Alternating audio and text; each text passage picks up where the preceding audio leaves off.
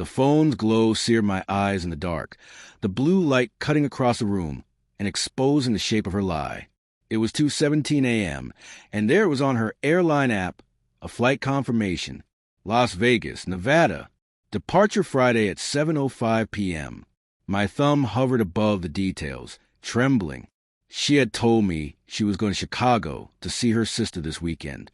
But Vegas, the word pulsed inside me like a second heartbeat. Each throbbed louder, sharper, until it drowned out the soft, steady rhythm of her breathing beside me. I turned to look at her. Leah, my fiancée, curled on the blanket, her face peaceful in sleep. How could someone I knew so deeply suddenly feel like a stranger? I didn't confront her that night. I couldn't. Instead, my thoughts kept replaying her calm words over dinner. Clara's been struggling since the divorce. She needs me. Her hazel eyes had been steady, full of the sincerity I had fallen for 3 years ago. But now, that memory twisted like a knife. Had her lips betrayed her with the faintest twitch? Had her fingers lingered too long around her glass, masking unease? Lying there, the weight of her deception crushed me, and I couldn't stop wondering how many other truths she'd buried under that flawless smile. Morning came too quickly. The kitchen smelled of burnt toast and fresh coffee, ordinary scents that felt obscene. Leah stood at the counter, hair falling loose over her shoulder as she scrolled her phone. "You're up early," she said without looking at me, her tone light but edged, like she was testing the air between us. "Couldn't sleep," I answered flatly. My eyes searched her face for cracks, for guilt, for hesitation, but found nothing. She poured coffee into my chipped mug and slid it toward me. Her fingers brushed mine, and I flinched, unnoticed. "Clara's picking me up from O'Hare tomorrow night," she said casually, stirring sugar into her cup. "I'll probably stay at her place and come back Sunday. You'll be okay here." I forced a nod, throat tight. "Yeah, say hi to Clara for me." The words turned to ash on my tongue. I wanted to scream, to demand why she lied. Instead, I let the bitterness scald my mouth. I needed proof. That afternoon, while she was at yoga, I became someone I didn't recognize. I opened her laptop, typed in her password, our anniversary, 0419, and felt a pang of guilt as the screen unlocked. Her inbox was cluttered with work and spam, but tucked inside a folder labeled receipts. I found it, a booking confirmation for a suite at the Bellagio. 2 nights, 1 guest. My stomach dropped. I clicked deeper, and there it was, an email from someone named Evan. "Can't wait to see you, babe. Vegas is going to be wild." Babe. The word hit me like a fist. I read it again and again, hoping to misread. I didn't. Evan, a man she had never mentioned. A faceless stranger I imagined as tall, charming, everything I wasn't. I pictured them together. Her laughter, her hand on his arm, the spark in her eyes I hadn't seen in months. My chest burned. I slammed the laptop shut and sat in the silence, the clock ticking too loud. Every second reminded me how little I knew about the woman I planned to marry. I could have confronted her when she came home, cheeks flushed from yoga, smile bright and easy. But fear, or maybe hope, kept me quiet. I listened as she spoke about Clara's new apartment, her voice bubbly with details that now felt rehearsed. Each word laid another brick between us, walling me off. That night, as she slept beside me, I made a choice. If she was going to lie, I'd pull the truth out my own way. I logged into her airline app on my phone, hovered over the cancel flight button, and froze. Crossing that line made me into someone else, someone who snoops, someone who schemes. But betrayal changes you. I pressed it. A confirmation email pinged seconds later. Flight canceled. Refund processed. My hands shaking, I forwarded it to her with a single line. "Why Vegas, Leah?" The next morning, the kitchen air was thick, charged.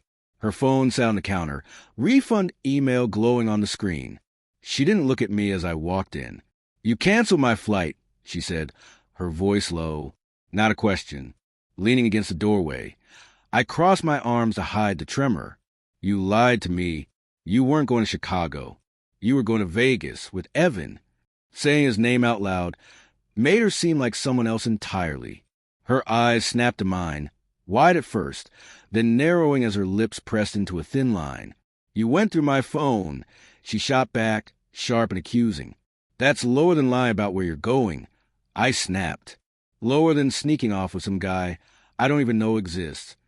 My voice cracked, betraying the hurt I couldn't bury, the part of me that still wanted her to deny it, to explain. She slammed her mug onto the counter. "It's not what you think," she insisted, though her voice wavered. "Evan's just a friend. We were going to hang out, see a show. That's all. Then why lie?" I stepped closer, my pulse hammering. "Why hide it? Why Vegas, Leia? Why not tell me the truth?" She looked away, jaw tight. The silence between us was its own confession. Finally, she muttered, "I didn't want you to worry. You've been stressed. I just needed a break." I let out a bitter laugh. "A break? From me? From us?"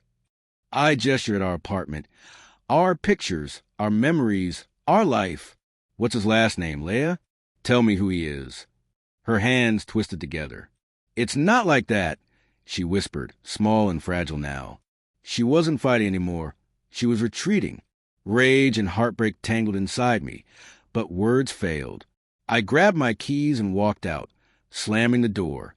The world outside was painfully normal. People walked dogs, jogged, cars passed, but I wandered aimlessly, trapped in my own storm. I saw her face again and again, the way it softened when she lied, the way it hardened when I caught her. I heard his name, Evan, echoing like it had split something permanent. When I finally came home, the apartment was dark. Her suitcase was gone. A note waited on the counter in her neat handwriting. "I'm sorry, Mark. I need time to figure things out. Please don't hate me." I crumpled it in my hand, chest tight with grief I couldn't name. I checked her airline app again. No new flights, no new plans. Just that refund receipt glaring back.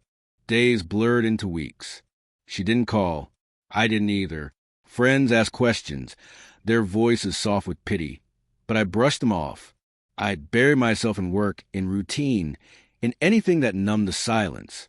Still, the apartment felt hollow at night, each corner echoing with absence. Her chipped mug stayed on the counter, a pathetic shrine to what we were. Then, one night, my phone lit up, a text from her after a month of nothing. "Can we talk? I'm back in town." My heart lurched, split between hope and dread. I typed and deleted replies, over and over. I wanted answers, but feared them too. What could she say that would undo this? That Evan meant nothing? That she hadn't chosen him over me in some glittering Vegas suite? I agreed to meet her at a downtown cafe. She looked different, thinner, shadows under her eyes. We sat across from each other, the table a gulf. "I didn't cheat," she said softly, steadily. "Evan's an old college friend. He's getting married. It was his bachelor party. I lied because I knew you'd overthink it. I just wanted to feel free for one weekend." I searched her eyes, desperate for the lie, but they held mine. "Then why not tell me now?" I asked, my voice raw. Why let me think the worst?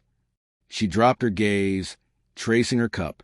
"Because I was scared," she whispered. "Scared of how much I liked the thought of getting away. From you, from us. I've been feeling trapped." The word hit me like a slap. Trapped. I thought of our plans, our wedding, our future, all of it. I realized I'd never asked if she wanted it as much as I did. I had assumed. And in that instant, I saw her clearly. Not as a villain, not as a victim, but as someone wrestling with her own doubts and mistakes. I didn't forgive her that day. I didn't take her back. But I didn't hate her either. I walked away. The refund receipt still saved in my phone. A permanent reminder the night trust cracked. Sometimes I think about reaching out, asking if she found what she was chasing. But I never do, because the truth is, I'm still figuring out what I've lost and what I never really had.